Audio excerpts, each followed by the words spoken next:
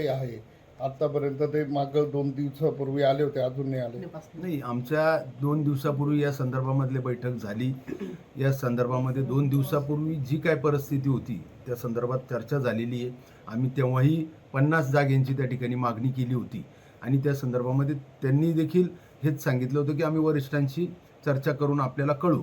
परंतु मला असं वाटतं की आज आमच्या स्थानिक पदाधिकाऱ्यांनी आमच्या पक्षाचे शिवसेनेचे नेते आदरणीय उपमुख्यमंत्री शिंदे साहेबांशी या संदर्भामध्ये आमचे काही स्थानिक पदाधिकाऱ्यांचं जे मनोगत आहे ते वरती कळवलेलं आहे आणि त्यानंतर आता ते कदाचित मुख्यमंत्री महोदय आणि अजितदादांशी या संदर्भामध्ये चर्चा करतील. प्रकारचा निर्णय या ठिकाणी झालेला नाही, परंतु आज देखील आमच्याकडे 2 काँग्रेसचे नगरसेवक त्या ठिकाणी आले आणि म्हणून येणाऱ्यांचा ओघ वाढतोय आणि आता फॉर्म भरण्याची अखेरची तारीख मला असं वाटतं का आज 24 तारीख आहे आणि 30 तारीख म्हणजे 6 दिवसानंतर 6 दिवसामध्ये अनेक जण आणखीन प्रवेश या ठिकाणी करू शकतात आणि म्हणून जसं लोक येतील तर प्रत्येकाला अपेक्षेने प्रत्येकजण या ठिकाणी येणार आहे आणि म्हणून मला असं वाटतं की यावरती पुन्हा एकदा आम्ही सकारात्मकपणे विचार करण्याच्या दृष्टीने पुन्हा एकदा त्यांच्यासोबत बैठक घेऊ. आपल्या मनासारखी चर्चा जर झाली नाही, आपल्या मनाप्रमाणे आपल्या पक्षाच्या मनाप्रमाणे जर जागा मिळाल्या नाही तर आपण स्वतंत्र लढणार. आम्हाला आमच्या म्हणजे सन्मानपूर्वक जर आम्हाला जागा मिळाल्या तर निश्चित सकारात्मकपणे आम्ही पुढे जाणार आहोत. परंतु मिळाल्या नाही, आमच्या कार्यकर्त्यांना जर संधी मिळाली नाही तर आम्हाला सर्व स्थानिक पदाधिकारी जो काही निर्णय घेतील म्हणजे आमच्या 122 जागा लढण्याची देखील तयारी आहे आणि म्हणून आम्हाला सन्मानपूर्वक जर संख्या मिळाली तर निश्चित आम्ही युतीचा देखील विचार करणार आहोत. पालिका निवडणुकीसाठी शिवसेना भाजप युती लढणार असल्याची चर्चा सध्या सुरू आहे, काय सांगा? मला असं वाटतं का अद्याप अशा प्रकारचा कुठलाही निर्णय या ठिकाणी झालेला नाही. आजच आमचे स्थानिक पदाधिकारी आणि नामदार दादा भुसे आमच्या उपमुख्यमंत्री महोदय शिंदे साहेबांना या ठिकाणी त्यांची भेट घेतली आणि स्थानिक पातळीवरती जी काही पदाधिकाऱ्यांची जी काही मागणी आहे आणि जे काही म्हणणं आहे ते वरिष्ठांपर्यंत त्या ठिकाणी पोहोचवलेलं आहे.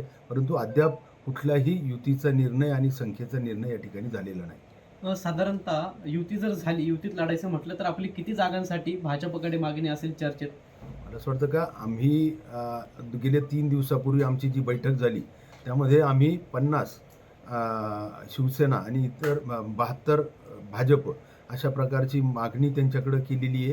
त्यामध्ये आमच्याकडं ऑलरेडी 35 नगरसेवक हे धनुष्यबाण चिन्हावरती त्या ठिकाणी निवडून आले होते आणि त्यानंतर जवळजवळ 10 नगरसेवकांनी आमच्याकडं प्रवेश केला आहे.